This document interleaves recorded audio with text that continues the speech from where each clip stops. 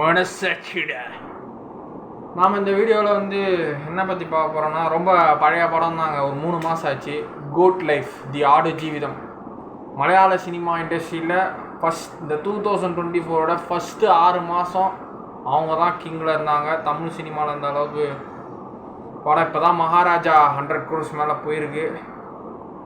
Almost first 6 மாதம் அவங்க தான் டாப்பில் போயிட்டாங்க. இப்போ அடுத்த 6 மாதம் தான் நம்ம படம்லாம் வந்துக்கிட்டு இருக்குது. பார்ப்போம். தலைவர் படம், தளபதி படம், தலை படம்லாம் வருது. இனிமேல் நம்ம வரும் அடுத்த 6 monthஸில்.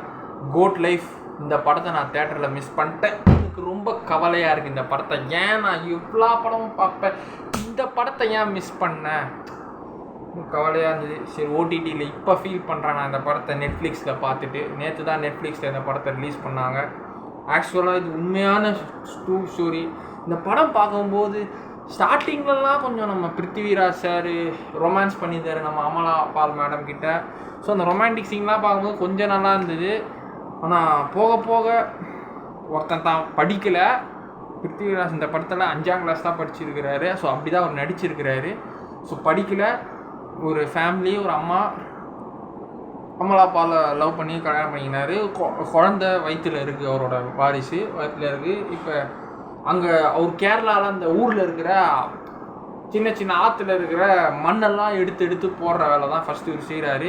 ஸோ அந்த ஊருக்காரன் ஒருத்தன் ஒரு ஃப்ராடு கண்ணூர் ஸ்ரீகுமார்னு ஒருத்தன் ஒரு ஃப்ராடு. அந்த கேரக்டர் சொல்கிறான். ஸோ இந்த மாதிரி அவங்க ஊரில் இருக்கிறவங்கலாம் வெளிநாட்டுக்கு அனுப்பி உனக்கு வேலை வாங்கி தரேன், கம்பெனியில் வேலை வாங்கி தரேன், கம்பெனியே ரூம் உனக்கு கொடுக்கும், ஏசி ரூமு, நல்லா சாப்பிட்டு நீ வேலை செய்யலாம், மாதம் சம்பளம் வரும், வேலை வாங்கி கொடுங்கன்னு சொல்லிட்டு 2 பேரை ஏமாற்றி, அதான் பிருத்திவிராஜ் அண்ணனையும் நம்ம இன்னொருத்தர் ஒரு கேரக்டர் ஹக்கீமுங்கிற ஒரு கேரக்டர், அவங்க வேறு லெவல் ஆக்டிங்கு. சின்ன பையன் தான், மலையாள கேரளா ஆர்டிஸ்ட்டு. அவ்வளோ அழகாக நடிச்சிருக்கிறாரு. எமோஷனல் தமிழில் பார்க்கும்போது அந்த டப்பிங் வாய்ஸே எனக்கு ரொம்ப எமோஷனலாக இருந்தது. அது பார்க்கும்போது அவ்வளோ எமோஷ்னலாக அவர் நடிச்சிருக்கிறாருங்க. பிருத்திவிராஜ் அண்ணனை விட அவ்வளோ பிருத்திவிராஜ் அண்ணன் கேரக்டர் பேர் நஜீபு. ஸோ நஜீபு, ஹக்கீம், அந்த 2 கேரக்டர் தான் படத்தோட ஃபுல் சோல்.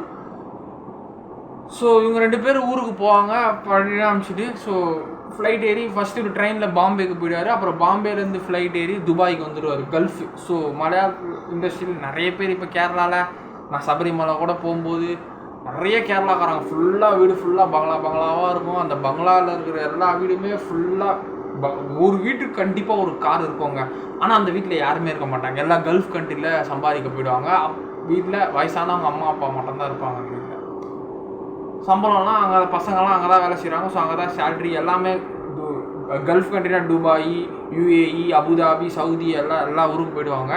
மேக்ஸிமம் கேரளாக்காரங்க அதுதான் மேக்ஸிமம். ஸோ அந்தந்த ஊருக்கு போயிடுவாங்க. பிருத்திவிராஜும் அண்ணனும் இப்போ அந்த இன்னொருத்தர் அந்த பையன் கேரக்டரும் 2 பேரும் அங்கே தான் போய் சம்பாதிக்க போகும்போது கட்சியில் அந்த ஊருக்காரனை அந்த வீடெல்லாம் விற்று தனக்கு வேலை கிடைக்கணும், நம்ம லைஃப்பில் முன்னேறணும், நம்ம ஃபேமிலி அடுத்த கட்டத்துக்கு கொண்டு போகணும், நம்ம லைஃப்பில் நல்லா இருக்கணும், நம்மளும் நல்லா இருக்கணும், நம்ம ஃபேமிலியை கொண்டு போகணும். இருக்கிற வீட்டை அடமான வச்சு பொண்டாட்டி நகையும் அம்மா நகையும் அடகு வச்சு அதில் வர காசை கஷ்டப்பட்டு, சரி இப்போ வேறு வழியே இல்லை, நம்ம இதை விற்று தான் நம்ம வேலைக்கு போகணும், இன்னும் இந்த கேரளாவில் இருந்தால் நம்ம உழைக்க முடியாது, ஊருக்கு போகணும், கல்ஃபில் போய் சம்பாதிச்சுட்டு அப்புறம் வரணும். ஒரு 5-10 வருஷம் கல்ஃபில் போய் நல்லா கண்ட்ரியில் போய் சம்பாதிச்சுட்டு, துபாயில் போய் சம்பாதிச்சுட்டு வரணும். உன்னை நம்பி தான்டா நான் காசு கொடுக்குறேன், என் வீட்டில் இருக்கிற எல்லா நகையும் அடமான வச்சு எல்லாத்தையும் விற்று உனக்கு காசு தரேன், என்னை எப்படியாவது துபாய்க்கு எனக்கு அனுப்பி எனக்கு ஒரு வேலை வாங்கி கொடுத்துட்டு அந்த 2 பேருமே உள்ளே போய் கொடுக்க போகுது. இந்த ஃபேமிலியோட எமோஷனில் விளையாடி இருக்கிறான். இல்லாத மக்கள், நான் இந்த படத்தை ஏன் தேட்டரில் மிஸ் பண்ண எனக்கு தெரிலன்னா, அவ்வளோ எமோஷனல் ஆனேன். இன்றைக்கி மத்தியானம் தான் பார்த்தேன் இந்த படத்தை. ஸோ எல்லாத்தையும் விற்று கடைசியில் பிருத்திவிராஜ் அந்த பார்க்கும்போது அந்த கல்ஃப்கார யாருமே இவங்களை பிக்கப் பண்ண வரமாட்டாங்க, துபாய் போயிடுவாங்க 2 பேரும். ஸோ மொழி தெரியாத ஊர், பேச தெரியாத பாஷை. ஸோ தமிழ் மட்டும்தான் அண்ணன் பிருத்திவிராஜனுக்கு தெரியும். அவன் இந்தியும் தெரியாது. ஸோ இந்தியும் தெரியாது, அரபிக்கும் தெரியாது. ஸோ தமிழ் மட்டும்தான். அரபிக் ஒன்று போனால் அரபிக் தெரிஞ்சிருக்கணும், இல்லைனா ஹிந்தி தெரிஞ்சிருக்கணும், 2மே தெரியாது. ஸோ மொழி தெரியாத ஊரில் உட்காந்து நம்ம எப்படிடா பிழைக்க போகிறோம் இந்த ஊரில் அப்படின்ட்டு வரும்போது ஒருத்தன் ஷேக் பாய் மாதிரி ஒருத்தர் வந்தார், அரபி பேசினார், கூப்பிட்டு போயிட்டு ஒரு பாலைவனத்தில் ஒரு ஒட்டக கொட்டாலாம் உட்கார வச்சிட்டாரு. ஸோ ஆடு ஒட்டகம் அந்த 2 கொட்டாவை தான் இவங்க பார்த்துக்கணும், அதான் வேலை. ஸோ காலைல ஆட்டு வந்து பாத்ரூம் போகிறத கழுவி விடணும், ஆட்டுப்பாலை கரைச்சி அந்த ஷேக் பாய்ங்களுக்கு கொடுக்கணும், இதுதான் வேலை. ஸோ இப்படி இங்கே தான் நீ இருக்கணும், இந்த ஊரை விட்டே போக முடியாது. ரோடு இப்போ நான் பாலைவனத்திலே தான்டா நீ சாகணும், பாலைவனத்திலே தான் இருக்கணும். படம் ஃபுல்லாக பாலைவனமாகவே இந்த ஷூட்டிங் எடுத்துன்னு போயிருப்பாங்க. அவ்வளோவே நல்லா இருந்தது. எமோஷ்னலாக இப்படியாவது இந்த இடத்துல நான் தப்பிக்கணும், நான் மாட்டிக்கினேன், ஊர் பேர் தெரியாது, அவ்வளோ கெஞ்சுவார் பிருத்திவிராஜன். என்னை விட்டுருங்க, எனக்கு தெரியாதுங்க, எனக்கு நான் வேறு ஊருக்கு போனேங்க, என்னை விட்டுடுங்கன்னு அப்படி கெஞ்சுவார். கொஞ்சம் கூட இறக்கமே இல்லாமல் அந்த ஆக்டிங், அந்த வல்னரஸ் வில்லனாக நடிச்சிருப்பார் அந்த ஷேக் பாய்ங்கிற ஒருத்தர். வேறு லெவல். துபாய் ஷேக் சொல்லுவாங்கள்ல, ஸோ அந்த அளவுக்கு ஒரு எமோஷனலஸ் கேரக்டர்.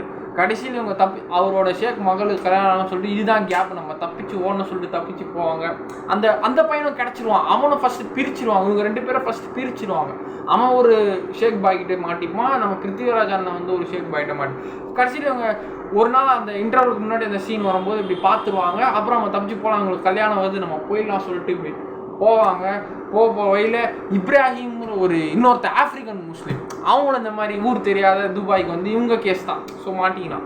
ஸோ 3 பேரும் மாட்டி ஆஃப்ரிக்கா முஸ்லீம் பாய், இப்ராஹிம் பாய் ஆஃப்ரிக்கா பாய்க்கு தான் எல்லா ரூட்டு தெரியும் சொல்லிட்டு அவங்க ரூட்டாக போகிறாங்க. ஸோ ஆக்சுவலி இந்த பையனுக்கு வந்து குடிக்க தண்ணி கூட தெரியாமல் அந்த வெயில், வறண்டு போன வெயில், பாம்பு, பூச்சி, பல்லி, சகுதியும், இருட்டு, வெயில், அந்த வெயிலையும் தாங்காமல் இருட்டு, ஒன்றுமே இல்லை. எப்படி ஒரு மனுஷன் எப்படி அதில் சர்வை பண்ணுவான், எப்படி தப்பிச்சு வருவான்னு தான். அந்த தண்ணி இல்லாமல் அந்த ஹக்கீமுங்கிற அந்த பையன் கேரக்டர் இறந்துட்டார். அது பார்க்குறது ரொம்ப கஷ்டமாக இருந்தது அந்த சீனில். அதுக்கப்புறம் வெளில வரும்போது நம்ம பிருத்திவிராஜ், அதுக்கப்புறம் இந்த இப்ராஹிம் சொன்னால ஆஃப்ரிக்கன் பாய், இவன் வந்து ஒரு அக்யூஸ்டு, ஒரு டெரரிஸ்ட்டு. அது கிளைமேக்ஸில் தான் அப்புறம் தெரிஞ்சுது. அதுக்கப்புறம் நம்ம பிருத்திவிராஜன் தண்ணி குடிக்க முடியல, மயங்கி ஊந்துருவார். ஸோ மயங்கி ஊந்துட்டு பிறகுக்கப்புறம் இவன் தண்ணி வச்சுட்டு தப்பிச்சு போயிடுவான் அந்த டெரரிஸ்ட்டு. இப்ராஹிம் நல்லவன் நம்ம நினச்சோம், கடைசியில் அவன் டெரரிஸ்ட். கடைசியில் இவர் இப்போ அப்புறம் இவர் ரோடு வந்துடுவார். ஒரு நல்ல ஷேக் பாய் வந்து ரோல்ஸ் ராயல்ஸ், பழைய காலத்து ரோல்ஸ் ராயல்ஸ் காரில் உட்கார வச்சு அவரை கூட்டின்னு போயிட்டு ரோட்டில் சிட்டியில் விட்டுட்டு போயிடுவார். அப்புறம் போலீஸ் ஸ்டேஷன்லாம் கண்டுபிடிச்சி அவர் அப்புறம் ஸ்பான்சர்ஷிப் பண்ணி, அவருக்கு யாராவது அவங்களுக்கு ஸ்பான்சர் பண்ணுறீங்களா சொல்லிட்டு ஸ்பான்சர்ஷிப் பண்ணி அவர் இந்தியாவுக்கு வந்துட்டார். இந்த பாட்டு பெரியோனே ரஹ்மானே பெரியோனே ரஹீம். ஸோ ரஹ்மான் சாரோட மியூசிக்கில் இந்த பாட்டு ரொம்ப அருமையாக இருந்தது. தயவுசெய்து கோட் லைஃப் பார்க்காதவங்க பாருங்கள், நெட்ஃப்ளிக்ஸில் இருக்குது.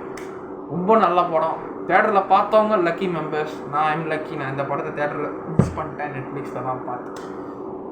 சூப்பர். நான் பிருத்திவிராஜ் அண்ணன் ரொம்ப நாளுக்கு அப்புறம் இப்போ தான் குருவாயூர் அம்பல நடையில், அது ஹாட் ஸ்டாரில் பார்த்தேன். அது ஒரு commercial comedy entertainer, love entertainer.